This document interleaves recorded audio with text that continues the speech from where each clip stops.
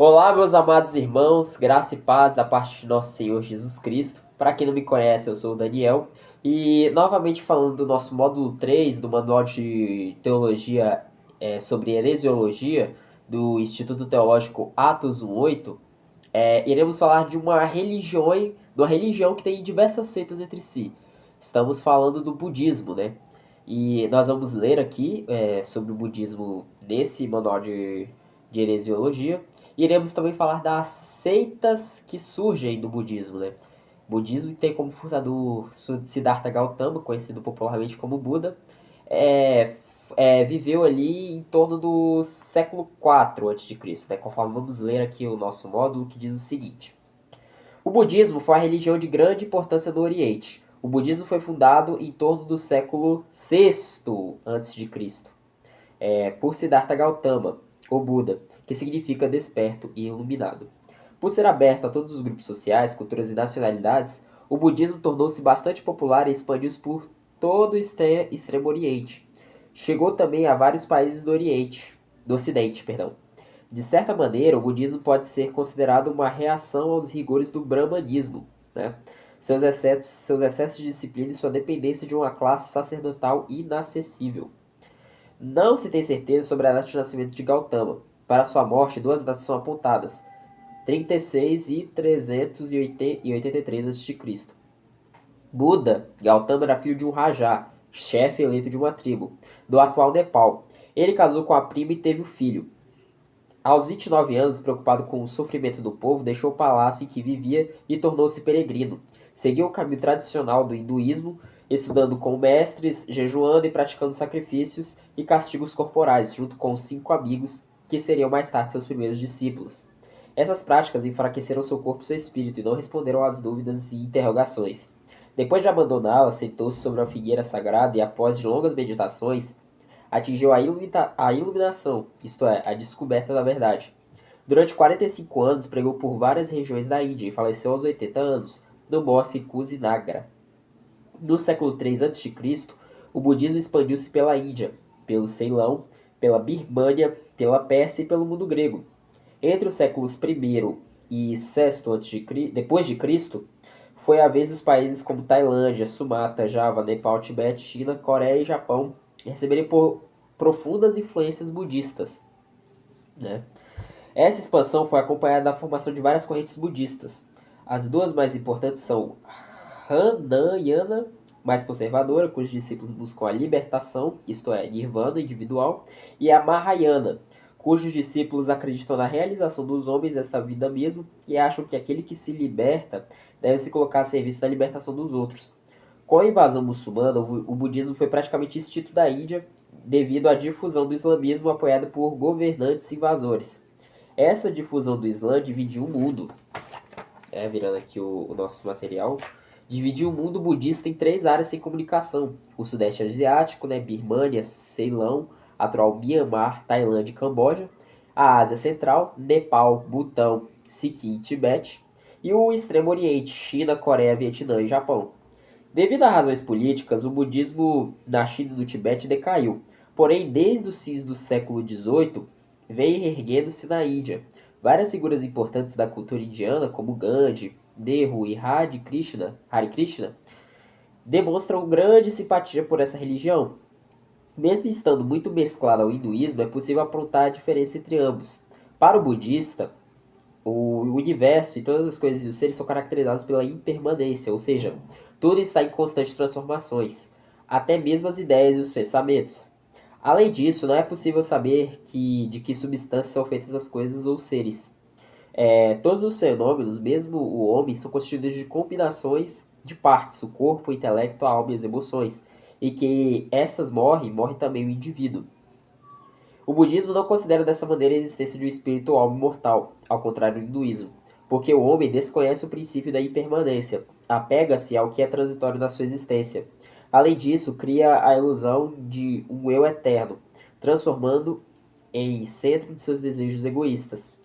Com essas ideias, chocam-se com a realidade que é dinâmica e está em constante transformação. O homem se frustra e se angustia, tornando-se prisioneiro do sofrimento. Os ensinamentos budistas procuram superar essas limitações individuais e eliminar o sofrimento. O Nirvana é a libertação dos sofrimentos quando o homem toma consciência de sua natureza, que é igual à natureza de todas as coisas. Essa libertação essa libertação só pode ser atingida pela própria pessoa. No budismo, não há nenhum Deus capaz de salvar os homens, pois todos eles podem chegar a atingir o estágio de Buda, isto é, de eliminação. Como estamos lendo aqui, né? Os estudos e a leitura das palavras de quem atinge o Nirvana constituem os primeiros passos do caminho da libertação. É preciso que cada um encontre seu próprio caminho, não se entregando a um tolo sacrifício de seus desejos, nem querendo realizar tudo aquilo que tem vontade. O ideal Hanayana é o homem desligar-se das coisas mundanas, geradoras de seus sofrimentos. Já para Mahayana, o ideal é indivíduo iluminado, permanecer no mundo até que todos tenham se libertado, pois cada um é parte de todos os outros. Então aqui vemos um pouco, né, do conceito do budismo, que surgiu por volta do século VI a.C., né, por Siddhartha Gautama, né, que vivia de meditações, práticas de jejum excessivo, né, que morreu aos 80 anos. E contando aqui um pouco da história, né, ele foi muito espalhado na região da Índia, e ao ponto de, tipo, bater de frente com o próprio hinduísmo. Apesar de serem semelhantes, têm diferenças significativas, como, por exemplo, a questão da imortalidade da alma. O budismo não considera a existência de uma alma mortal, vamos dizer assim, né? E também no budismo não há um deus capaz de salvar os homens, né? Diferente do hinduísmo, que tem vários deuses, né? São politeístas. E para os budistas, o universo, todas as cores e os seres são caracterizados pela imanência, ou seja, impermanência, ou seja, tudo está em constante transformação, até mesmo as ideias e pensamentos, né? Ou seja, eles acreditam que o mundo está girando e em constante mudança, né? E também fala que, devido a razões políticas, o budismo da China e do Tibete caiu, né? Mas por volta ali do século XVIII, com grandes nomes como Gandhi, Hare Krishna, demonstraram grande simpatia pelo budismo, né? Então, falando aqui sobre seita budistas, vai dizer o seguinte: a história do budismo é marcada pelo aparecimento de inúmeras seitas e correntes diferentes. Ramayana e Mahayana são as mais importantes seitas, mas em cada país do budismo adquiriu características peculiares, né? No Sudeste Asiático, monges Theravada levam uma vida bastante diferente das dos primeiros discípulos de Buda. De cabeça raspada e vestido com manto amarelo, não possuem nenhum objetivo material e não tocam em dinheiro vivendo das esmolas dos outros. No Ceilão, o budismo é hoje uma religião mais importante, né? E na Tailândia é a religião oficial. No Tibete, o movimento de reforma tem acontecido no século V, que originou o budismo diferente, cujo dirigente se chama Dalai Lama. O movimento missionário de Dalai Lama estendeu-se à região da Mongólia, Mandchúria e a China do Norte. Em 1951, a China invadiu o Tibete e iniciou a erradicação do budismo do país. O atual Dalai Lama, líder espiritual e herdeiro legítimo do trono tibetano, encontra-se refugiado na Índia. Mas, como já foi dito, o budismo introduziu-se na própria China, no primeiro século depois de Cristo. Sua influência sobre os usos e costumes chineses foi enorme, mesmo algumas doutrinas apenas esboçadas na Índia foram desenvolvidas apenas na China. A grande absorção do budismo na China deveu-se às suas semelhanças com o taoísmo, religião bastante difundida no país. O budismo chinês adentrou no Japão em torno de 538 d.C. Nesse país adquiriu característica de uma religião de estudo, prestigiada pelos governantes. No século XVIII, perdão, a perseguição contra o cristianismo obrigou todas as famílias a inscrever-se no templo budista. Essa religião passou assim a se vincular com o culto dos ancestrais. Mais tarde, associou-se a atividades de assistência sociais e hospitais, asilos e orfanatos. Elementos da cultura japonesa, como o teatro no, a arte de arranjos florais, o judô, o karatê e outras técnicas de defesa corporal, impregnaram-se de elementos budistas, né? Então, aqui fala das duas vertentes do budismo, né? As duas principais, a Rahnayana e Mahayana, né? Que um é mais popular numa área, né? Outro é mais popular em outra, né? E até citou aqui a questão do Dalai Lama, né? O Tibete, anteriormente, era um estado independente antes de ser invadido pela China, né?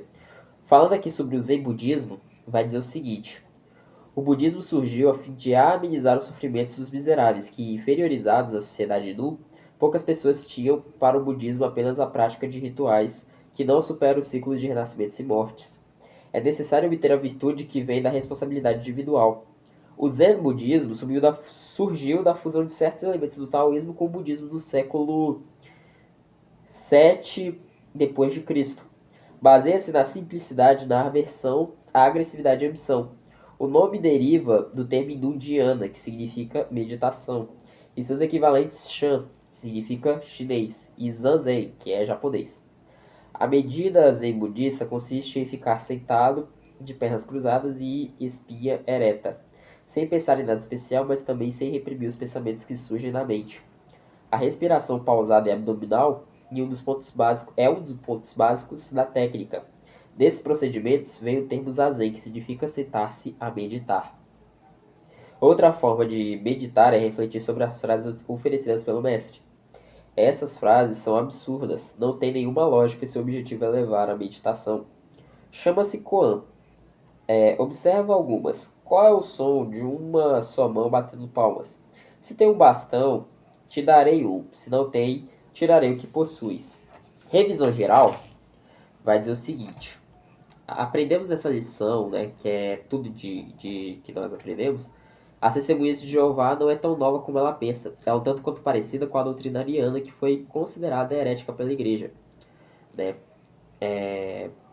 Você viu também que as testemunhas de Jeová uma extrema racionalidade adotam um método literalista para interpretar as profecias bíblicas.